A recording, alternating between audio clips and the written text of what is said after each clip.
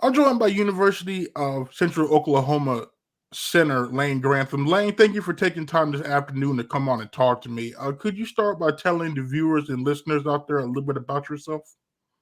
Yeah. So like you said, my name is Layne Grantham. Going into my crazy to say, but fourth year here at UCO. I'm from Moore, Oklahoma. Went to Westmore High School. Um, yeah, that's me pretty much. And at Westmore, you had a good senior season, all state, all district, all conference. Now you also played defensive tackle. Now I got to ask, because I asked Dante this because he was a linebacker and a receiver. Which position do you like more? Do you like tackling people or blocking for people? Man, I love putting people on their backs, man. I'm O line through and through, but my senior year, coach asked me to play both ways, and I said, whatever helps us win football games, I'm all for it. So, but yeah, I'm O line through and through, baby. Now you mentioned you're from Westmore. You have two teammates, Jace Garner and Dylan Buckheim from Moore. So when Yep. more war happens, is there trash talk? Whew, man, there will always be trash talk, and the funny thing is, me and Buckeye grew up together. So we grew up from. I met him when I was in like the fourth grade, and I don't know if anyone knows this, but I transferred to Westmore my freshman year. I was supposed to go to Moore High School, but I transferred to Westmore, and man, we're all buddy buddy, but that week it gets a little back and forth. But Moore broke the streak last year. It was like 23 years in a row that Westmore had won, and man, you would have thought they won the dang Super Bowl. Woo! But I got a lot of love for those guys. Had a lot of fun playing against them, Jace and Dylan. But I'm glad they're on my side of the ball, my team now, and they're just great dudes all around. And so, like, whoever wins that is the trash talk. Is that like a year round thing at that point until the next matchup, or does it die down? Yeah, man, it dies down. It really does because, like I said, when I played against Jason Dillon, like it was routine. Like it was more war. It's the biggest rivalry, but like I said, we'd won for 20 plus years. So you know that week leading up is crazy. It like looking back now, it's still one of the craziest weeks of football, like leading up to anything that I've ever had. It's just like that atmosphere and stuff like that, it's insane. But no, like it dies down. But I make sure to get my jabs in here and there when I can. That's great. Now, coming out of high school, now you had some D1 FBS offers. So when you was making your college decision, what about UCO made you decide that that's where you wanted to play your college football? Yeah. So like you said, I think I had like 5 or 6 Division 1 offers. They just really weren't right for me. Um, but the one thing about UCO that I really loved was, even when Coach Bobek and Coach Pickett was who was the recruiting coordinator at the time, when they called me, they were like, we know the type of player you are. We understand your situation. Like we understand like with a bunch of Division 1 offers, like we're not going to be in the top of the line, but we want you to know like we really want you, and if anything happens, we're here in your corner. And I really loved it because um, going through that recruiting process, you're hounded every week. It's different coaches from different schools calling you, blowing you up. When are you going to come visit, or this, that, and the other? And it gets kind of frustrating, but they always popped in at the right time. They didn't blow me up. They didn't, you know, try too hard. It seems like I said, they called always at the right time. And when I took my visit here, um, I'd already trained with a couple of the O linemen previously, but it just felt right. It just felt like this is where I needed to be, and this is where I had a good chance to become, the best player I could be. And it doesn't get much better than I live 40 minutes from home. My parents can come watch me, my grandparents, my family. So it was just really, you know, it was more the other schools weren't as good of a fit as UCO was. You mentioned the recruiters and coaches blowing up your phone. So for those out there that may not have been highly recruited, may not have been recruited at all, what was that experience like? Because you mentioned it gets tiring after a while, but like looking back, how would you kind of summarize that whole experience for you? Like you said, not everyone gets the opportunity, and I'm very thankful that I was able to have the opportunity to be recruited by multiple schools. Um, but everyone everyone going into high school ball, you grow up and you're like, I want to play for the high school team. You get to high school and you're like, okay, I'm playing here. I want to get recognized at the next level. I want to go play big time. And it's very stressful before because you think like, okay, when this happens, when I get my shot, when coaches start coming, like it's all going to be fun and games and all that. And it is for, a couple weeks, a month maybe, but then, depending on how highly recruited you are, it can just get crazy. And you're almost just like, it was easier when I wasn't getting recruited. But, I was very thankful for my opportunities that I was given. And, it was a very, very tough decision because my deal was wherever I go, I'm a team guy. So, like, I'm not going to go somewhere and feel it out and then, like, okay, maybe transfer. I mean, the transfer portal wasn't even a thing back then, but it wasn't like I was like, wherever I go, I'm sticking it out. Like, that's where I'm going to be and make my footprint. So, it's a stressful situation, but it's also, you know, it makes you appreciate what you have and, the opportunities you're given. Now you just mentioned you were determined to wherever you decided to sign is where you were going to stay. So why was that so important to you at a time where guys kind of transfer? It seems like the wind blows bad one day they're gone. So like why were you so, I guess, dead set on sticking it out? Um, you know, since I was in high school, even before high school, I've had, I feel like I've had a pretty good, um, I don't know how to explain it, but like I feel like my leadership skills have been very like exceptional, very good. And, I wanted to go someplace where, you know, people could look at me and I wanted to be a guy where it's like, okay, when I leave, they talk about me for years to come. I want to set an example. I want to set a standard that it's like, this guy, he did everything we asked. He, took care of his business on the field in the classroom. And he was just, off the field. He was a great guy. He helped others and things like that. So that's why I wanted to stay somewhere because, you know, it it's hard to go multiple places and leave a footprint. You know what I'm saying? It's not as I guess easy you could say as going to play at one school for 4 or 5 years, and I just had no desire anyways because I remember how strenuous the recruiting process was anyways, and it was like, well, shoot, I don't want to go through that again.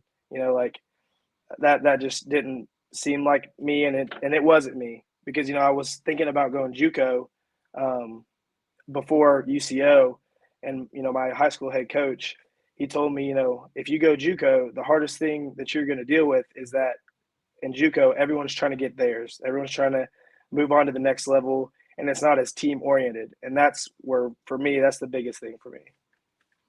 And so you get to campus in 2019. You play in 9 games as a true freshman. Now, what? Because a lot of guys have to register and adjust. You came Mm. in, played early. So what kind of do you credit towards you being able to make an early impact? Um, you know, starting from, you know, we'll start from my parents. They, my dad, my mother, they, instilled a really good work ethic in me and made me, work for what I wanted. So, when I came here, I was really determined to play early. My high school head coach, Lorenzo Williams, he came in my sophomore year of high school and he changed the whole game for me. I would not be where I am today without him. He changed, how I prepare for games, practices, film study, you know, the whole 9 yards, whatever you can name, he taught me.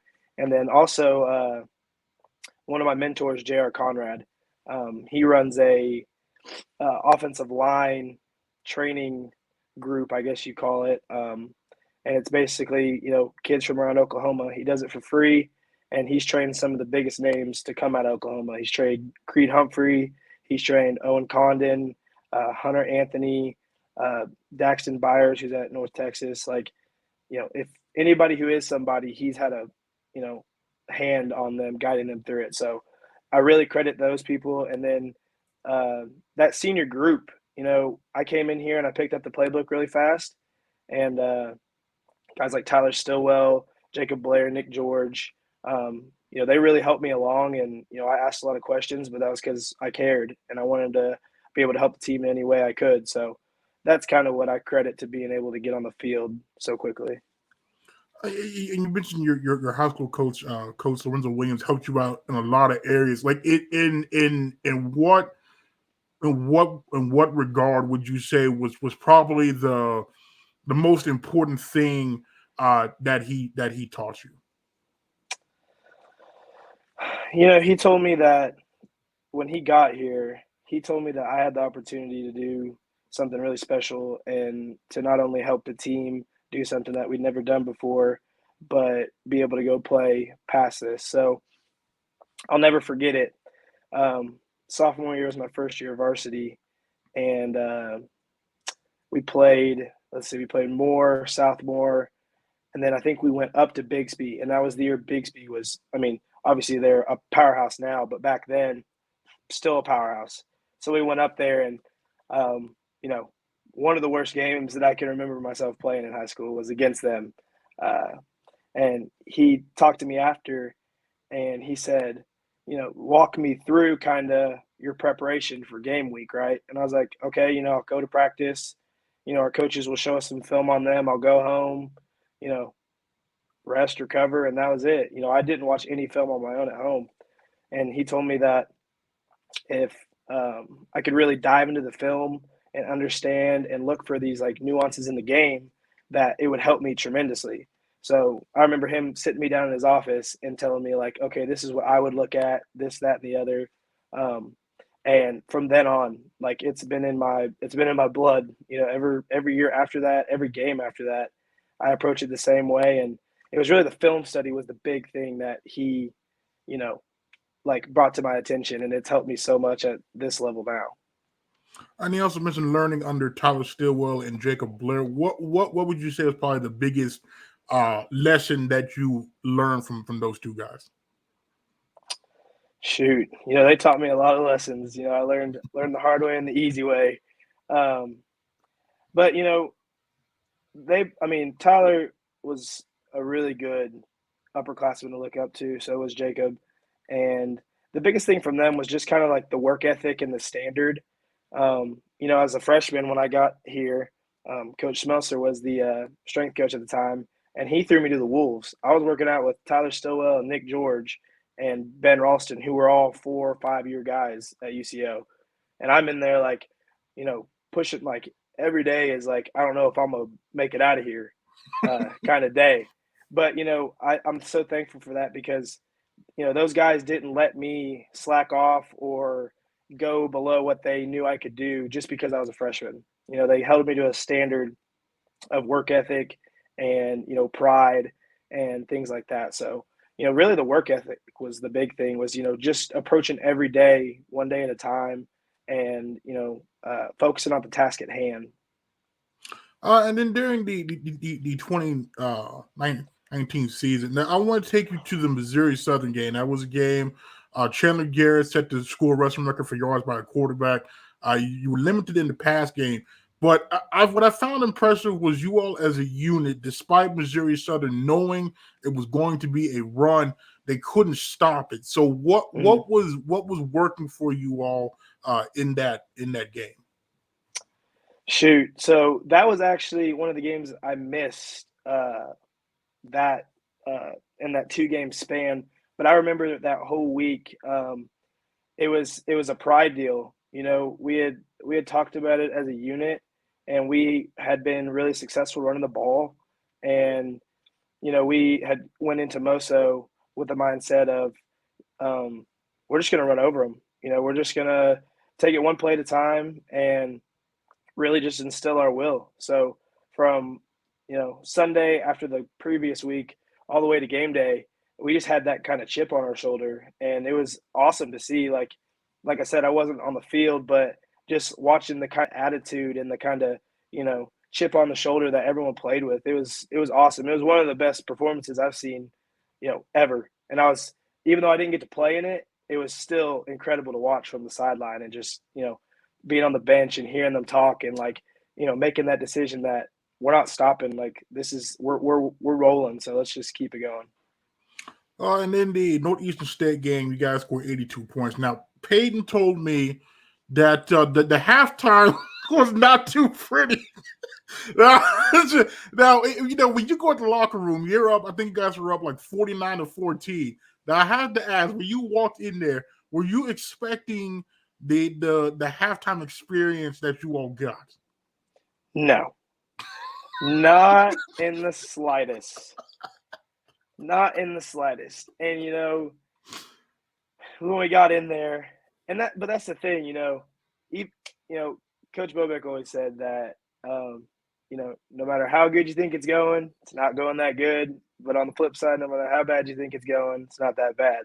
And that just happened to be one of those days. We thought we were on top of the mountain, ready to go, and we were sadly mistaken. Now scoring 82 points. Now I'm sure that's probably the most the team you've been on has scored. So when you what is that kind of sense of pride? Knowing you all were able to put up that many points against a rival. It was awesome. That was my first President's Cup. So, going into that game, like that whole week, it was built up. We had the cup in the middle of the field during warm-ups. Like Coach Smelser was carrying the cup around, and it really, that whole week, like I'd obviously known it was a big game, but excuse me. I had known it was a big game, but going in there and scoring 82 was insane. Like it was just one of those deals where it's like you're coming off and everyone's having a good time. Like, there's obviously still football to be played, but at that point when you're up 50, 60, 70, it's a really cool feeling. And for that to be my first President's Cup was, that's at the standard. So, when we came and played them at their place last year, I reminded them because, some of the, most of those guys weren't even there for that. So I reminded them, like, we hung 82 on them. Like, we need to hang 82 on them every single year. And that's the approach that we took. And if I recall correctly, I think one of their defensive linemen, planted their flag not at midfield, but like on their side of the 50. Did that just add extra motivation to you all watching them try to claim their territory? Man, let me tell you about that. So we saw that happen, but we are I don't know, it's probably about 2 or 3 hours before kickoff, and we get, we're on one of the guys is on Snapchat, and he sees one of the guys in the middle of our field. He had posted on like the Edmund geotag or something, and he even videoed himself like stomping and like trying to tear up the turf or whatever. And it was like I don't know if you remember that video of, I think it was Devin Bush, the Michigan versus Michigan State, when he was at midfield and he was tearing up the Spartan logo. It was something like that. And from then on, like we put that on the TV, and everyone was just riled up, ready to go. And that really set the tone for the whole day, was that. And then adding on the plant the flag, man, they should have expected 82. They're lucky they got out with 82. Yeah, because I feel like there was because I know there was that pick in the red zone 4.5 could have been a double touchdown. I feel like there could have been at least 90 some odd points scored in that ball game, which was crazy. I'm sitting there and I'm like, bro, what got into these guys? Like, I know we're a far superior team, but like, man, that was rivalry week will always. It's always a different week, no matter which way you spin it. That's the only other, in-state opponent we have in our league. So it's like, and it's also a big statement for like recruits. Like, we always bring that up and we always talk about that. It's like, well, we understand this, but 82 points speaks for itself. And then 2020 happens. There is no season for you all. So let's talk about what that experience was like. I imagine not playing football for the first time in a long time. Also at the same time, while other schools, not only D1 but like Pitt State, those other they played exhibition games. So like what was that experience like, and what was the biggest, I guess, lesson that you learned during your time away from the football field? Yeah, so starting when Coach Bobek, texted the team, I remember it like it was yesterday. I was on the golf course, um, and I was just playing around with my buddies, and we get an arms text that it's not looking like we're gonna have a season, like leaning heavily towards the conference, post like not having a season, and I was like, maybe. Like, I still don't believe it because you want to obviously see the brighter side and things. And I remember it was maybe a few days after that, like, the league came out with the official statement that we weren't going to play. And everyone was just like, so, like, because, like you said, like, this had never happened. So we're like, okay, so what does this mean for us in the fall? And we reported early August, and Coach Bobek sat us in the stands 6 feet apart. He was down at the bottom with a megaphone yelling at us. And, he had explained some of the things that we had planned on doing, but we didn't end up getting to. And it really just made you appreciate what you have. And, it's crazy to say that something as, routine as college football could be taken away from you within, a few short months. We didn't even have a spring. So I remember us working out in the spring, getting ready to head into spring ball, getting the text that, okay, like spring break's going to be extended a couple weeks, and then getting the next text, like we're going virtual the whole rest of the semester, like getting kicked out of the dorms. Like that whole thing was crazy, but it really just made me um, appreciate what you have and of playing the game of football because, like I said, just like that, it could be taken. And, it was crazy because we still approached it like we were playing someone on Saturdays. We practiced every day. I don't know if anyone knows that, but we practiced every day, lifted every morning. We practiced Monday through Friday, and then Saturday, Sunday we had off. So it was really just frustrating because it's like, we're still putting in this work, but we don't even have a chance, or there's nothing even that we know is going to come up. So, it was frustrating. And for me personally, that's when I got hurt during the fall. So I tore my labrum in my hip, and I sat out, and I was going off of I got hurt in 2019. I had some back issues, and then I come back from that, and then come back 2020, tear the labrum in the hip. And for me, just personally, it was just super challenging to get out of the headspace of like, you know, why can't I stay healthy? Like, what am I doing wrong? And things like that. But when that happened, I attacked rehab and all that as hard as I could. And knock on wood, we're good now. So, just to sum it up, it was just frustrating. So what was the rehab process like for you with the labrum, and how were you kind of able to stay in a good mental state during that time? Yeah. So I sat out, and it took them about 3 weeks to a month to figure out kind of what was going on and what had happened. And I finally got a MRI, and it showed that I had torn it. And they said, well, you can get surgery. But the thing with surgery is it's not 100% that it'll fix the problem. Like, it could re-tear, something else could happen, or it may just not feel the same. So when they told me I could have hip surgery at 20 years old, I was like, nah. I was like, I'm not doing that. I'll take the rehab. I'll do it as long as I need to. Whatever I need to do to get back on the field, sign me up. So 4 days a week, 2 hours, going while they were at practice. I was doing rehab off campus somewhere.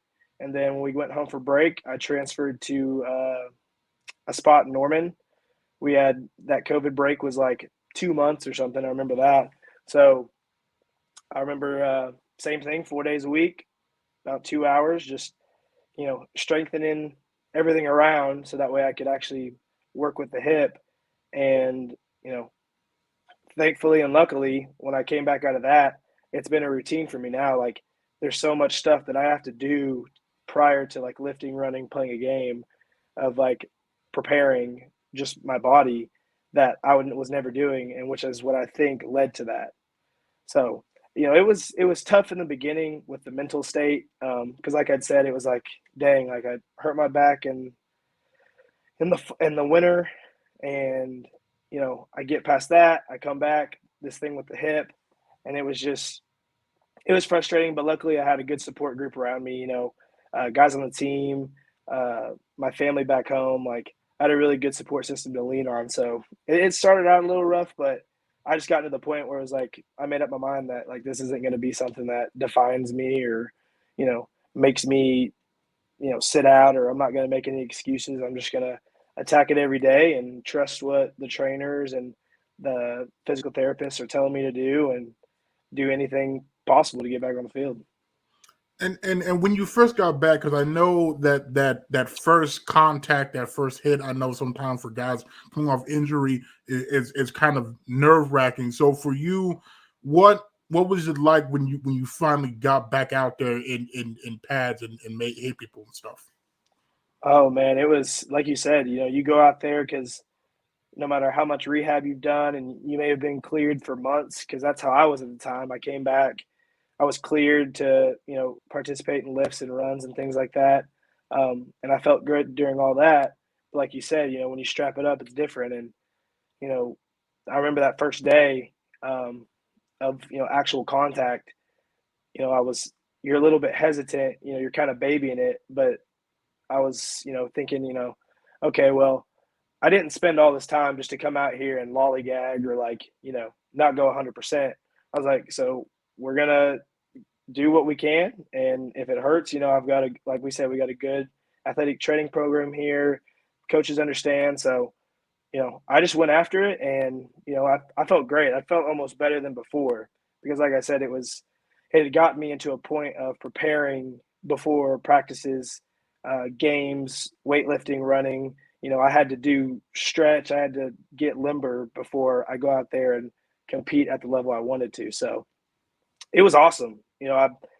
That first day of practice, I felt great. And, also the coaches took care of me. They understood my situation, and they limited me. They started me out slow. And, as we got through the spring, got more and more reps. And then even when we played SNU, like when we did the scrimmage against them, I was on a rep count.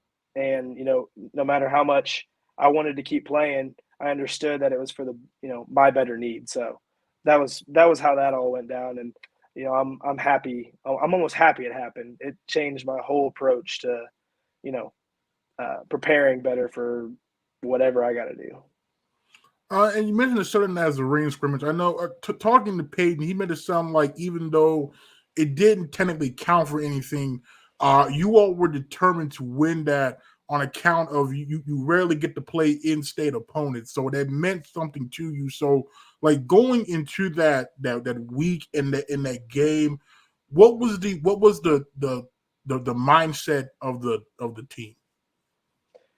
Man, Coach Bobek and all the other coaches did a great job of getting us to understand that this is an opportunity that you don't always get. Like, you never in the spring, you never scrimmage other people. You only go against your team, and like you said, another in-state um, opponent that we don't see, and getting able to play them was amazing. And Coach Bobek had, he was always good with getting us, mentally, ready for stuff like that. And I remember the week up to it, he kept saying like it'd been, you know, X amount of days since we'd played a football game. And, that just really, just the fact that we were able to play a game again and, get after it, that was all we needed.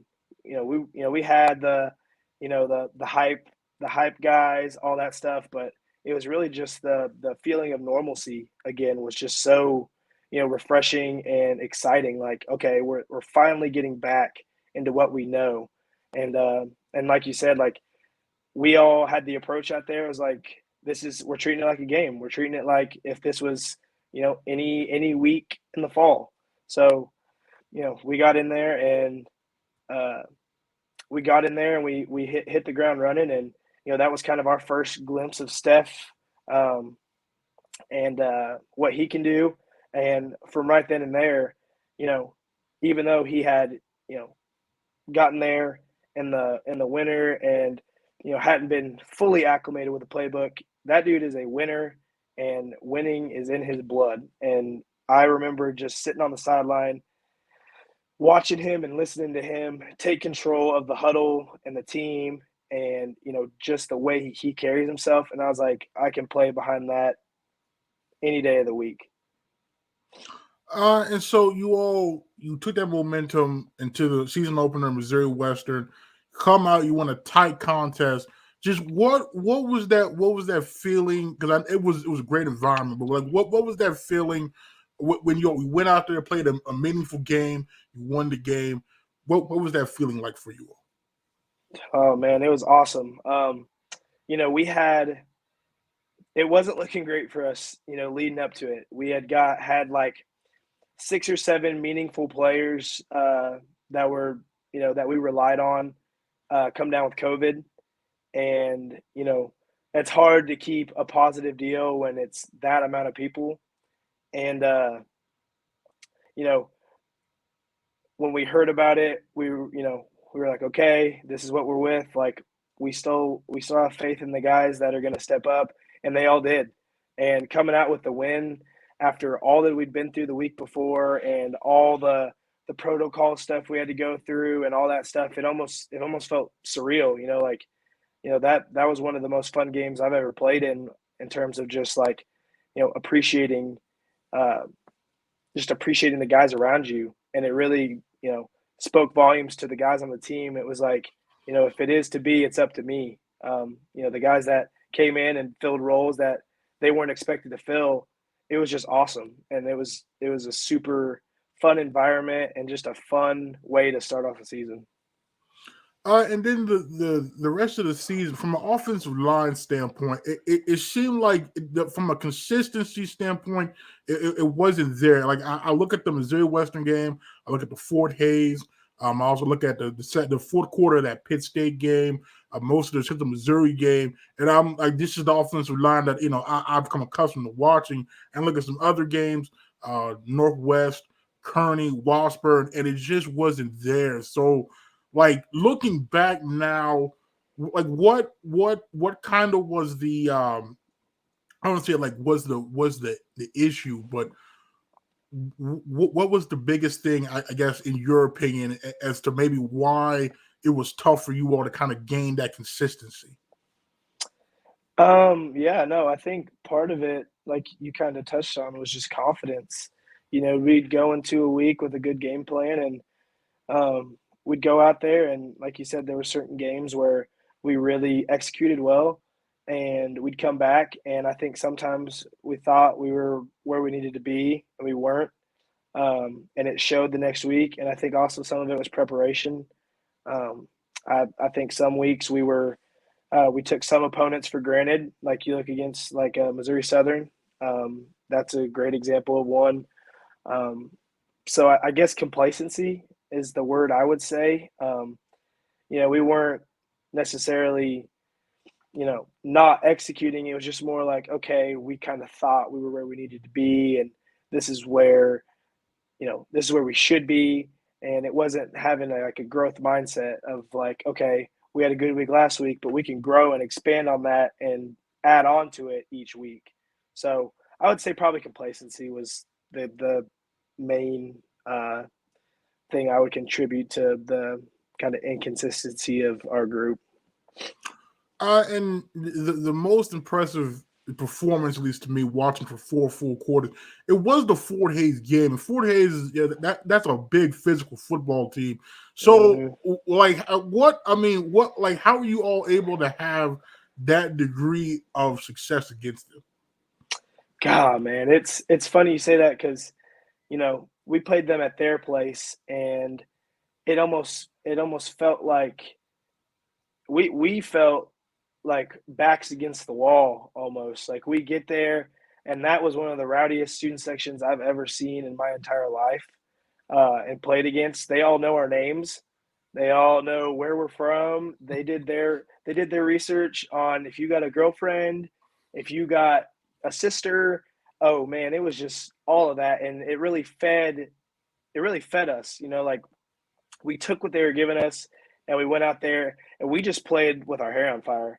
We were really physical. We ran a lot of power counter, things like that. Really just smash mouth football, and it's really, that kind of uh, style of play was what we loved. And I felt like sometimes in other games we went away from that, and which wasn't necessarily that played in our favor. But I felt like that game we were just hitting on all cylinders and just having fun. Like we come off to the sidelines and I'm talking to Seth or Ike or any of those guys. I'm like, did you hear what he said to us? Blah blah, like all this, and they're like, dude, I can't believe you said that. Or man, yeah, he's saying that from the ground. Like it was such a fun environment and a fun game. And then we didn't even know there was a fireworks show afterwards, so we beat them on their own home turf, and they're giving us a fireworks show. We're all sitting out there with our pads still on, enjoying this 30-minute fireworks show, and it was so much fun. And then we get on the bus, and it was a night game, so it was 7 o'clock kickoff, and that means we didn't leave Fort Hays till probably 11 or so, and we drove all the way through. But you would have, oh man, it was still one of my favorite memories to this day because we went back in the locker room, the coaches were partying. It was just such a good memory. Now you mentioned that was a night game. I was, in high school, you play a 7 kickoff, but in college, it's afternoon. So, which do you prefer, the night games or the afternoon games? Man, you can't beat a night game. You cannot beat a night game, and I feel like if you ask anybody, they'll say the same thing. It's the environment. It's a little cooler, especially when you start off in September. Um, but the night games there's just something different about them. So yeah, I'd say I definitely prefer the night games, but I've grown accustomed to the 1 p.m. kickoffs and stuff like that because my freshman year, obviously coming straight from high school, it was very weird for me to wake up at, we had to be there at 8 o'clock or whatever, and then you eat, and then before you know it, it's 10 o'clock, and like guys are starting to get ready and stuff like that. And I was like, we're like in high school, we were just waking up like 10 o'clock, like we were in third period at 10 o'clock. So yeah, that's definitely night games are always so much fun. And you mentioned that you all enjoyed, but most about the Fort Hays was the smash mouth style. Now transitioning into Coach Doro and his scheme with Coach Lechtenberg and Coach Curley, more of a pro style scheme. So how do you see that benefiting not only you but the rest of the offensive line? Man, we've loved it, and they call it the slash and dash uh, type of approach that we have, and I think it's really going to benefit us up front because I feel like we have a lot of guys that can contribute in a lot of different ways. Meaning, like their hands aren't tied behind their back because they can't do something. These coaches have really done a good job of finding players' strengths and putting them in positions to use those strengths, not just throwing them out there because like they know this guy can do that or this guy can't do that, so we're going to put him in a different position. And they're just all trying to get all 11 guys on the field to be successful. So I think it's going to be so much fun. There's a lot of stuff that people are going to see that they're not used to, and we've just had a really great time. The spring was a really good spring. Um, up front in terms of gaining confidence because you know I was I will be the only returning starter that started all 11 games last year. So we have Noah Dobson who played. I think he started maybe 4 or 5 games. Cooper McCoy who started a handful of games. But other than that, Hector Becerra he started a handful of games. But other than that, like we're pretty young, and their approach and what they have us doing has helped our young group gain a lot of confidence. And you mentioned you're now kind of that elder statesman. So you're now in a position of leadership. So for you now being in that position, what has that, I guess, adjustment to that role been like? Has it been smooth? Have there been challenges? Did it come naturally to you? What has an experience now becoming a leader been for you? Yeah, it's been awesome. Obviously being a freshman, I'm sitting back learning, taking things in, and then that COVID year, um, still trying to be in guys' ears, lead a little bit, but still wasn't super comfortable. Last year I get into a spot where I'm one of the guys, and I'm able to have a little bit of a voice. But this year I've just really dove into it.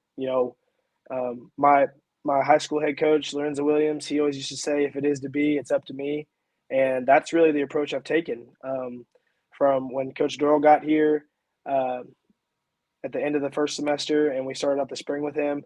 That's just how it was, and that's how I wanted to be. And I'm running on. I'll graduate next spring. I have 2 years of eligibility, and it's kind of hitting me now like this is the time. This is the time to step up, lead these guys, and leave a standard of work because you know football will always go on, and football will be just fine when it's my time to go.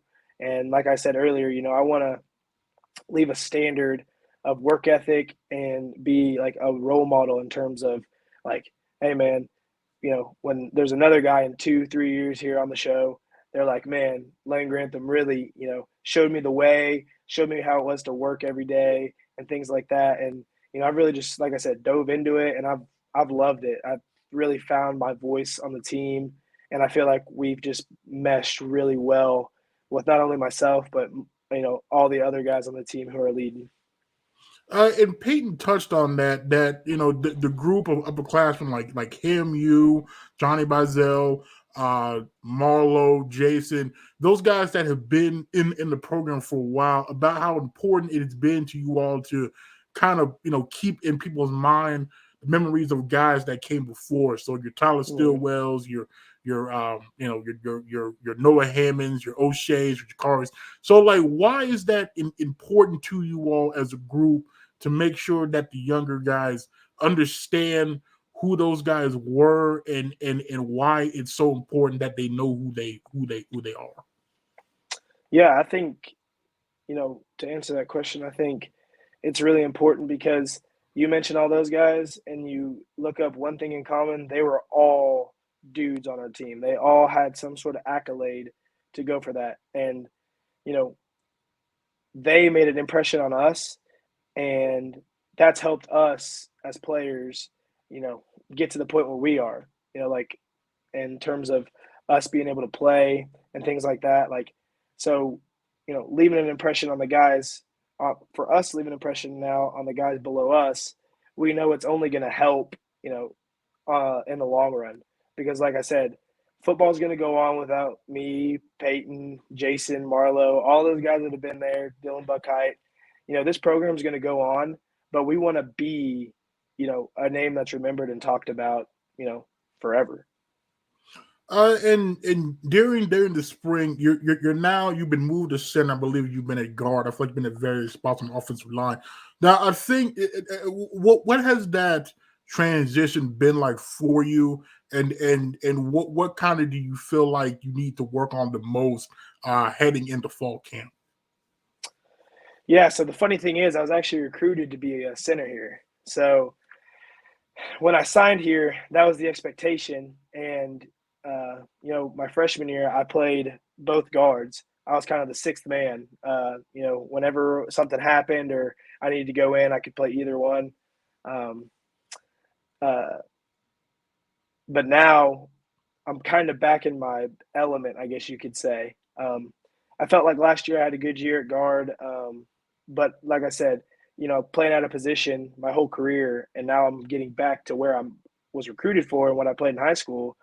It just feels amazing, and I think I'm such a good fit there because you know center is a spot where you have to be able to communicate, you have to be able to make calls, identify fronts, pick out things that not everyone sees, and get everyone on the same page. So I think that really plays into my hand. And in terms of heading into fall camp, um, really just focusing on lower body strength and just conditioning kind of, um, and just being able to lead on the field. Because I feel like last year I found myself in a lot of spots like, you know, just needing an air tank.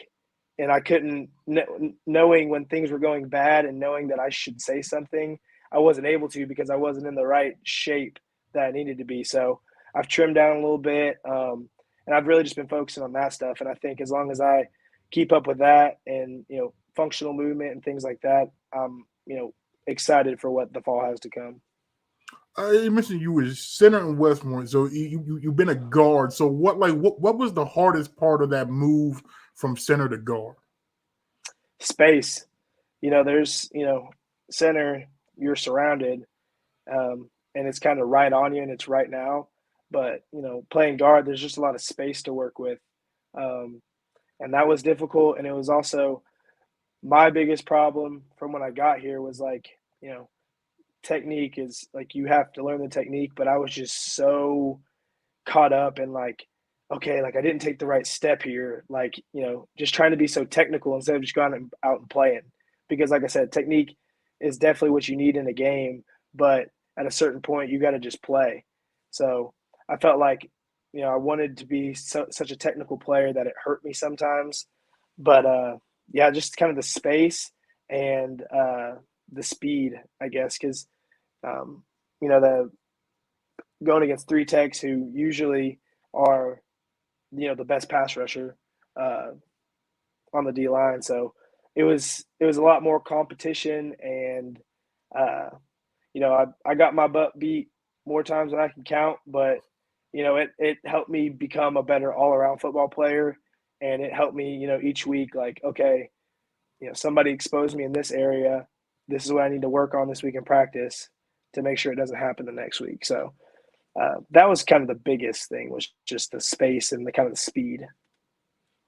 And you touched on Steph earlier. Now, as a center, obviously he's one of the quarterbacks in the running to starts. Not so, in that, like, I know that the center and quarterback relationship is a big one. So how has that gone? Not only with Steph, but I guess with the other quarterbacks.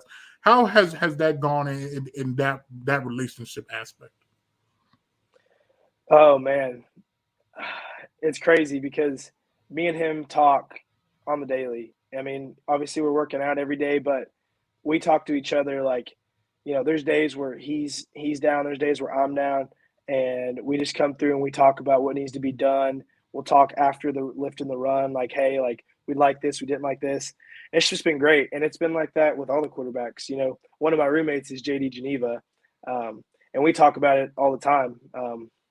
Just coming home, and it's like I can't even come home and not talk about football because we come home and we'll be sitting on the couch and watching something, and he'll be like, "So what'd you think of the lift today?" or something like that.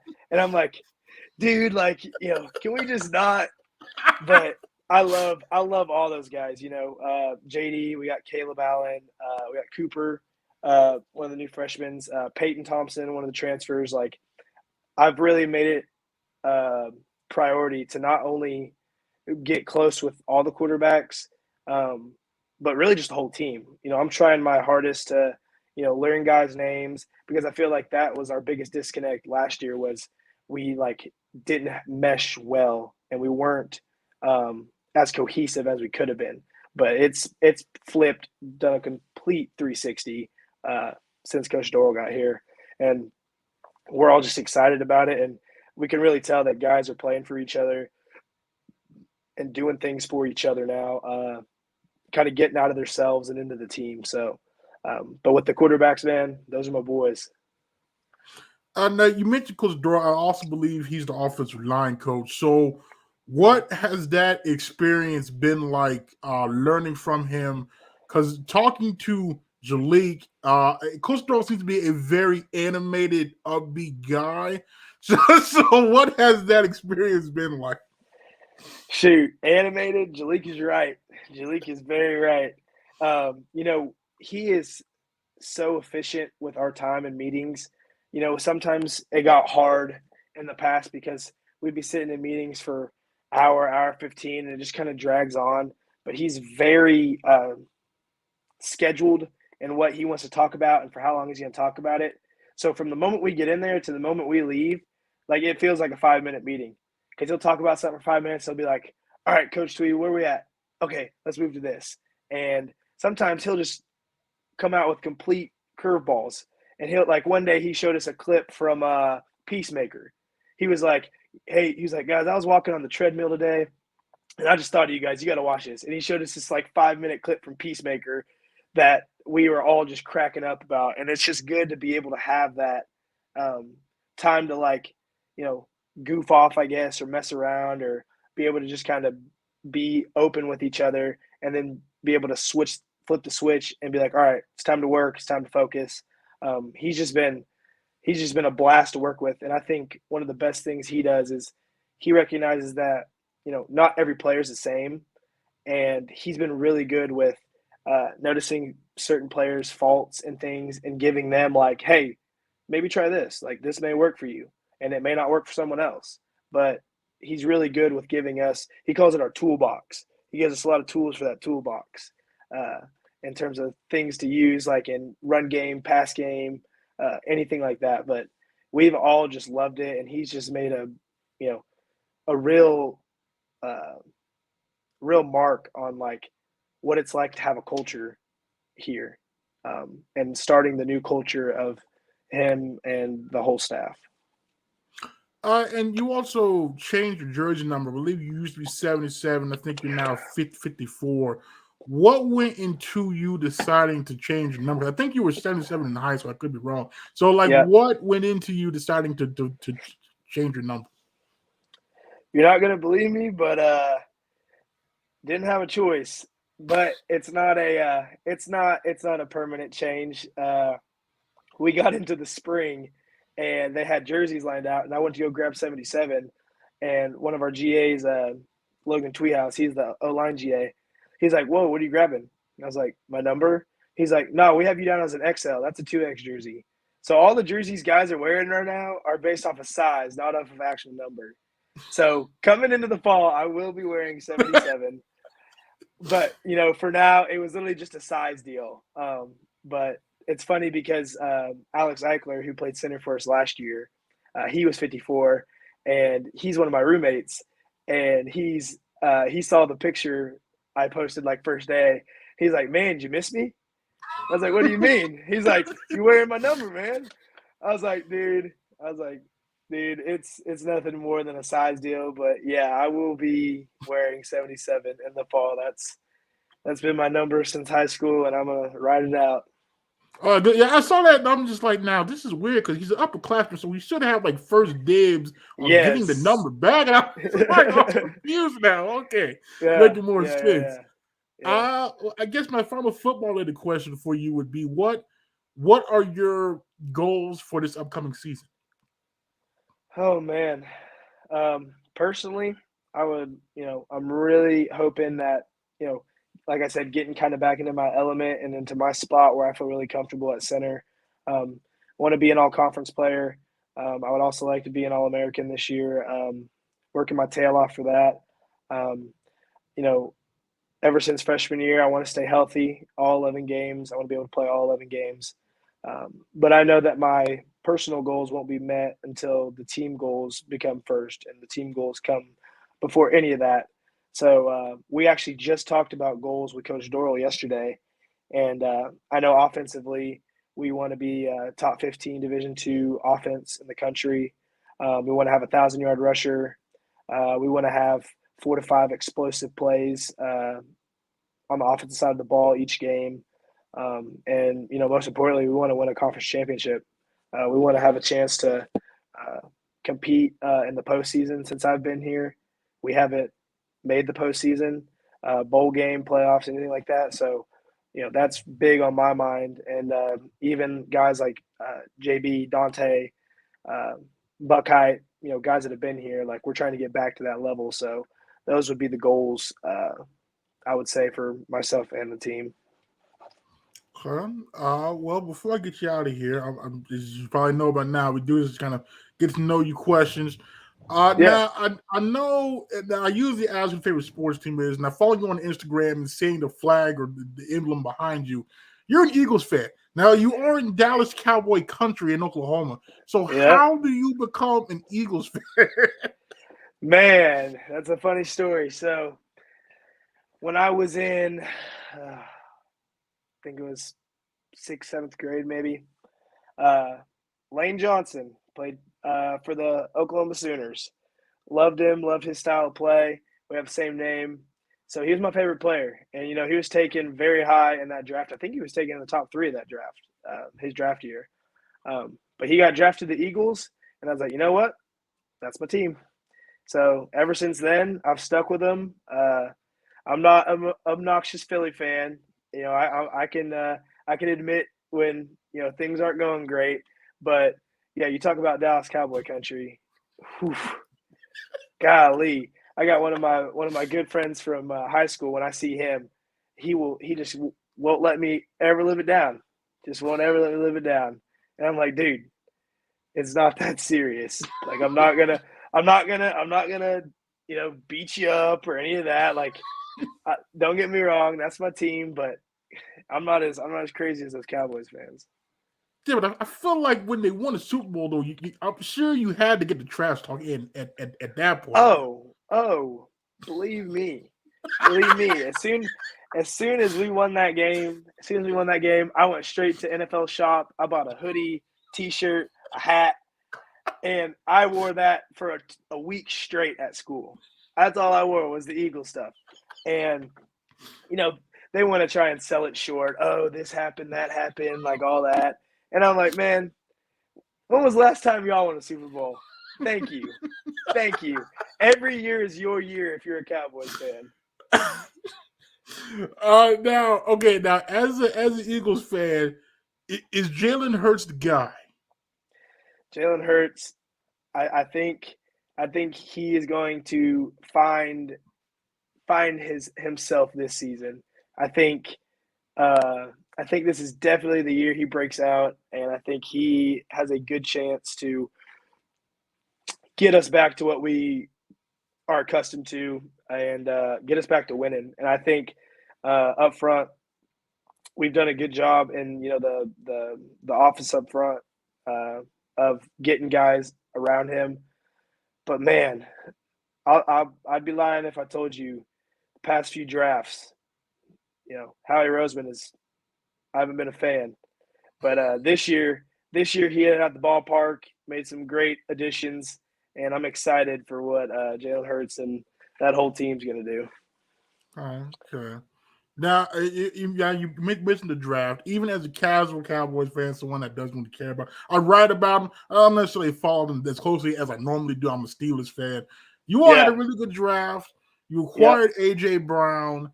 So, Hmm. are we thinking there's a legitimate chance to win the division this year? Heck yeah. You're dang right. We got a year. We got a chance every year.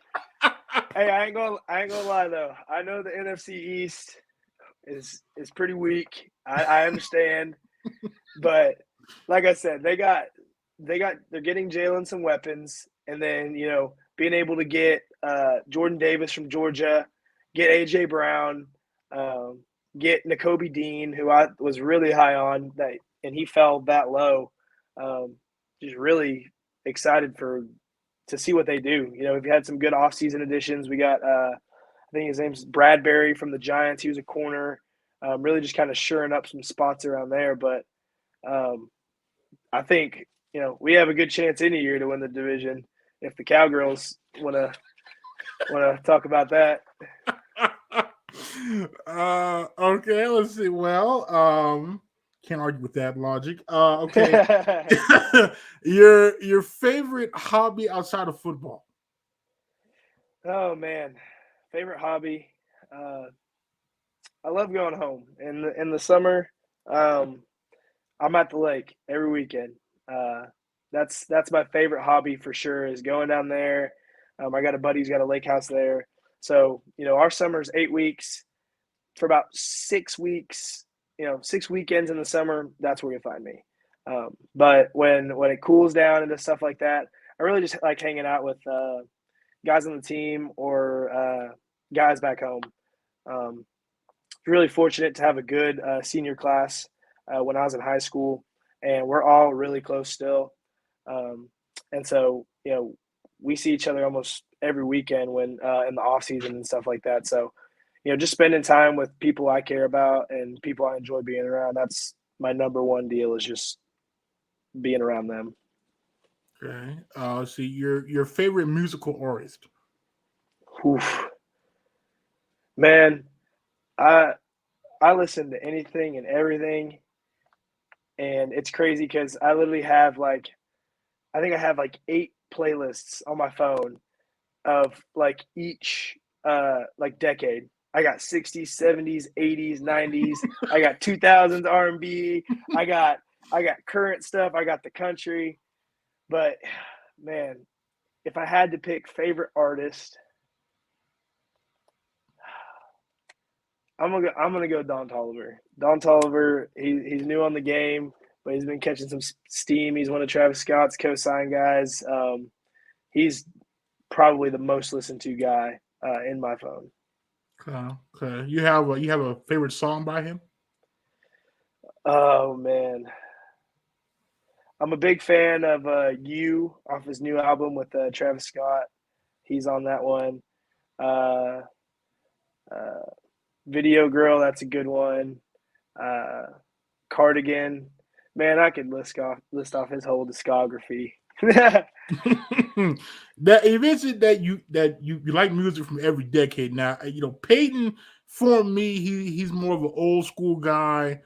So you all ever chop that? Because I feel like you're kind of in the minority there. 'Cause I know Coach Yeah. McGuire is an R&B guy, but I felt Mm. like the vast majority of the team, is more new age. So do you all kind of like have a kinship there as far as that goes?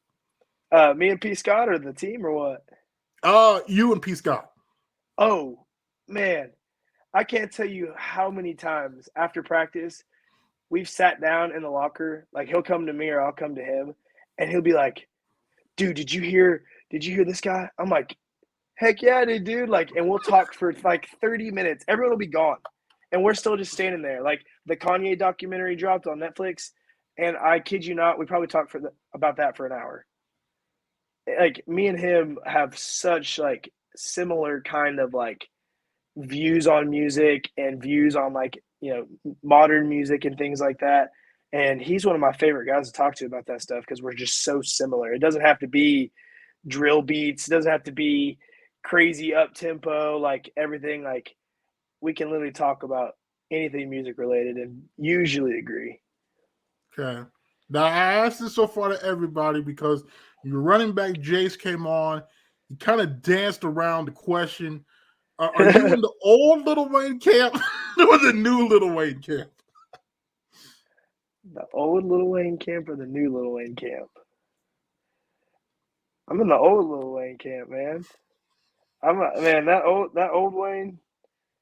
Shoot, you can't beat it. But he's had some good stuff with his new stuff.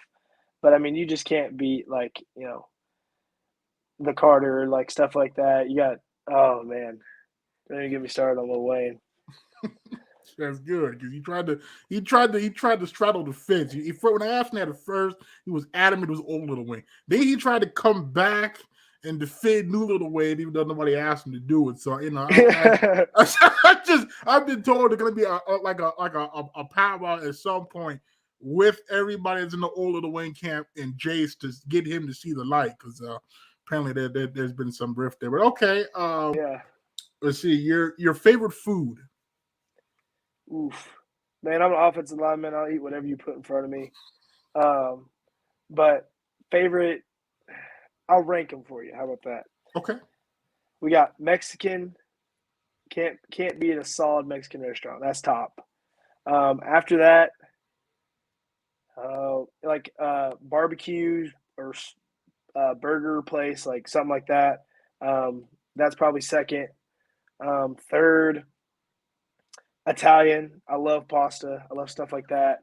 And then fourth, I love sushi. I love sushi. If I could eat it every day, I probably would, but it'd make me gain probably about 15 pounds each day.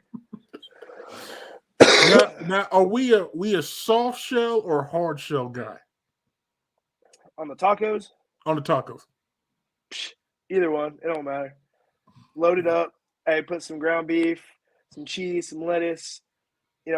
Surprisingly, being an offensive lineman, I'm a veggie guy, so I like the veggies on the stuff. You load anything up, like I said, I'll eat it. Okay. Let's see. Now, do you game at all? You play video games? I do. I do. I've been on a little bit of a sabbatical, been a little bit away from the video games for the past couple months, but I got my gaming console right here. Um, Big on Fortnite, GTA, uh, Call of Duty. I'm kind of a fair weather Call of Duty fan. Like I'll play it pretty adamantly for the first couple months, and then after that, like I won't touch it like ever again until the next one comes out. Um, but yeah, Fortnite. I've been playing a little bit of Rocket League. I kind of like the campaign stuff. I kind of like the story mode of stuff. So I've been playing the new Spider-Man 2. Got back into that. Just stuff like that, or stuff where I can play with a large like group of friends. Because like I can't just sit here and play the game for hours on end by myself. Like I just don't find any enjoyment in that. Now, are we a Xbox, PlayStation, or PC guy? Man, PS5 baby all the way. Man, I feel kind of bad for Coach Curley at this point. I think he's the only guy to have an Xbox. Man, no, I think Coach Doyle got one. Coach Doyle plays the game. Yes, he plays Halo. He plays Halo. It is hilarious. It's awesome. But yeah, no, I've been Sony. I've been PlayStation since I felt like all the true gamers went like PS2, Xbox 360, and then I guess the PS4/PS5. I felt like that was my journey. I grew up on the PS2, straight to Xbox 360, and then PS4, and then now the PS5. Yeah, that's similar. I think the first console was GameCube. GameCube Mm-hmm. went to PS2, then went to the 360. And I haven't really gotten a system. Well, I have an Xbox One that I got because it was cheap and I wanted to play some newer 2K. But I Yeah, really only played like the 360, the GameCube, because then I'm a big NCAA guy. I'm still playing yeah, 14. And I'm playing, still holding yeah. on to that, still playing 14. You got the custom rosters. Oh, I do. I have, I think, all of them from the default roster when the game came out until like the 2021. So I have it. Man, I have it all. I'm mad that they shut down Team Builder. I'm really mad about that because really? yeah, they shut down the site, so you can't make it anymore. You can still download it Oh, if you can get on the yeah. servers, but you can't actually make it. Which unfortunate because I always made a UCO Team Builder every year and started the dynasty, and that's kind of. But Oh, that's definitely that's dope. That's dope. yeah, no, I'm still got the old 360 from like back in kind of like 2010. It's still kicking. Yeah, yeah. I'm just so No, glad. it's funny. We actually in our living room we have a Wii, and Oh boy. we play the hell out of the Wii, man. I kid you. Listen, I kid you not. When I put the Wii in there, they were all like, "Man, like it's cool, but like it's just gonna sit there or whatever." And not even 3 days later, JD, it was a weekend, and I wake up. It's like 7 in the morning. I go to like get something to drink or something, and he's in there playing the Wii, and I'm like, dog, did you wake up this early? He's like, I haven't been to bed, bro. And I was like, you haven't been to bed? When I left you here in the living room, it was 11:30 at night, and he's like, dude, I broke all your records, and I was like, dog, are you kidding me? Those are my records from I was like 10, 11. And he went out there and he went in every game mode he could, and he just beat all the records. So now they That all was say the JD. that was the game of choice here Oh, on the Wii? on the Wii. Man, I love some I think it's Mario Super Strikers. It's like a soccer game. Man, that was my thing. You can't beat Wii Sports. Wii Sports Resort though, that's what we play. We'll run that probably 2 or 3 times a week. Getting a little basketball, a little 3-on-3, some 3-point contests. Man, that's a good time. That's a console and a time period that I took advantage of because that is some fun stuff. Yeah, the Wii is one of those. If you actually give it a shot, it's actually pretty fun. It was just Oh getting it a yeah, shot, because oh yeah. but now I mainly used it for the GameCube aspect of it until Hmm. I actually tried it. I was like, you know what, this is pretty good. Now I will say, I had a racing game. Was terrible at it. I used my aunt bought me a little steering wheel. You put the, Yep, the yep. You put the controller in the you put the middle. control.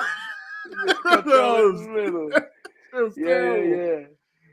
Yep. Let's No, see. we got those. We got those. We got two steering wheels in there for Mario Kart. Oh, nice. Yeah, we got the whole setup, That man. is fantastic. Let's see. Do you have a pregame routine that you normally do? Oh, pregame routine. It's funny because I was interviewed in high school and they asked me the same thing.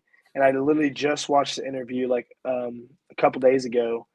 Uh, and it's weird how much it's changed. Because when I was in high school, my grandmother love her to death. She'd bring me homemade like club sandwich, and that's all I would eat because I'm not really big on eating before the game because no matter how prepared I am, I'm always anxious before the game. Like it just if I eat too much, good chance it's coming up. Um, but now it's really just because it's such a different type of preparation and like for away games my thing is like wake up, shower, do everything what I need to do, eat a pretty good breakfast, and then like on the bus ride to wherever we're going, slow music, very kind of chill-ish. If I can take a nap on the bus I will, um, but then as we get into the town I kind of get into that mode of like, okay, it's time to start getting the blood pumping a little bit. So I'll put on some 80s, 90s rock, just kind of feeling that. The best is when we pull up and they got the fans outside, and you know, Northwest is always fun to play at because we go out there and they've got people flipping us off and throwing stuff at the bus, and I'm just like, this is perfect. This is exactly what I need. We're all riled up, ready to go, and then where no matter where we go, or if we're at home, um, when it's time to walk, I'll walk the field. I'll play a little bit of kind of like the modern rap kind of stuff. I get down to the far goalpost and I pray, um, and then I pray, walk back, and then I do some stretching on my own in there, and then from there it's just headphones in, whatever I'm feeling. That's what I'm playing. I tape both wrists, uh, and then yeah, just get ready. Keep my headphones in all the way up until pregame. Come back in, and I just listen to whatever they're playing on the speaker. Most of the time, it's pretty good. Most of the time, I don't know it, but it sounds pretty good. Um, but it's just that and kind of getting my mind right. Big on pushing fluids. I keep a half-gallon big old, I don't have it in here, but it's like this egg jug type thing, and it keeps water cold forever. And so I'll drink probably two of those for the game. Um, and then when we go out there, it's just turn it on, be able to flip the switch, and be able to go. So I don't really have any like superstitions or anything. It's really how I'm feeling wherever we're at or whatever we're doing. And then in terms of gear, are you heavy into gear? Or are you just to give me the shoulder pads, the gloves, and let me get after it?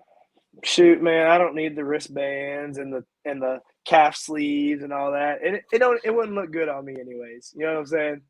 I leave that to Jace and Steph and all those guys, all the pretty boys. But no, I usually I'm just meat and potatoes. I just tape the wrists. I'll since now I'm playing center, I wear one glove on my non-snap hand. Um, may tape my fingers depending on you know if they're cut up or not. Um, and then other than that, I just wear my knee braces. I like to wear some higher socks, and that's really it. I just go out there and play. That's what I do. And was it now? Obviously, everybody knows there's a really good defensive line in Edmond. Going up against them in practice every day. Now, I got it from Jace and Peyton. It's brutal. Now, you're actually going up against them like in close quarters. So, what is that like? Man, it I say it almost every day because now that I'm older, like I've played against some dudes, like I've played against some really talented players and like even better dudes. Um, I tell them it's like you're gonna get beat out here a lot. Like you're not gonna be dominating, every play, everything like that. When we do team segments and stuff, like it's a game, and I feel wholeheartedly that every week we're playing the best defensive line in the conference every week, every day, and it's really just refreshing because it's like, okay, I know how hard I work in practice, and I know how hard I want to win reps in practice and do things like that. Like I know for a fact that I'm not gonna find across the board four guys like the guys we have, or just and that goes for even like the linebackers, anything like that. Like that's the best group I'm gonna see, and it's day in and day out that I see. So I'm really thankful for it. It can get frustrating because, like I said, you lose a lot more than you win. But at the end of the day, it's just they get up, they make us better, we make them better, and we have a really healthy relationship of like, okay, we take care of each other, but when it's time to go, we go. And it's funny because we even talk about moves and stuff. Like, one of the guys like Hunter Largent or Vaca, some of those guys, they'll hit a move on me, and I'll be like, dude, where did that even come from? And they're like, oh yeah, Coach Sanders said that this would work against you. And I'm like, man, I'm like, come on, Sanders, you can't do me like that. But it's vice versa, I'll switch it up on them, and they'll be like, dude, I was not expecting that. And I'm like, yeah, man, Coach Doyle told me that would work on you. But it's so much fun, and like I said, it just makes both of us better, and just better players, and we've got a really good mesh with them. So I guess my final question to you would be, for do you have a message for those that might still be on the fence about coming to give you all a shot this season, about what they can expect if they were to come see you all play? man, there's a lot to expect. Like I said earlier, Coach Durrell's done a great job. We're establishing a culture here. We're going to become much more involved in the community. You're going to see our faces a lot more. We're going to become much more involved with on-campus stuff, just like students, and then also other sports teams. Um, and I mean, for those of you who don't know, we just got a whole new stadium renovation, pretty much. That should be done pretty soon. It's looking really good. But we got brand new turf. We got a extended visitor side. We now have a waterfall, a bunch of cool trees, stuff like that, like pretty looking stuff. But you know, anybody that's thinking about coming to watch, you're gonna find a team that cares for each other and uh, plays for the guys next to them. And so, if anybody's thinking about coming, I highly encourage you. Um, there will be a lot of opportunities to get yourself free tickets, things like that, and just getting more people out to support us here in Edmond because um, I've been a part of some really good crowds here, and I can tell you right now, like the crowd does make a difference, and so yeah, just we got a whole new style look. We got some new stuff on the way people ain't seen. We got some new swag coming. So just come on, and once you make that first commitment, you're not going to want to miss out on any other opportunities like that. Well, Layne, I thank you for taking time to come on. I've enjoyed myself. It's been a very, very good conversation. I'm wishing you the rest of the offensive line the best of luck this season. I know there's a lot to prove to doubters out there, and I'm looking forward to it. I hope you have a good, successful rest of summer training, good fall camp, and anytime you want to come back on, you're more than welcome to. I appreciate it, man. I had a great time. It was a lot of fun. It doesn't feel like it's been over an hour. I know. I'm like, oh wait, yeah. For a while. Yeah. I was like, man, yeah. time is flying. But no, I had a blast. It's a lot of fun, and had a lot of good conversations. So, well, great, Layne. Like I said, I appreciate it, and looking forward to seeing what we do this season. Heck yeah, man.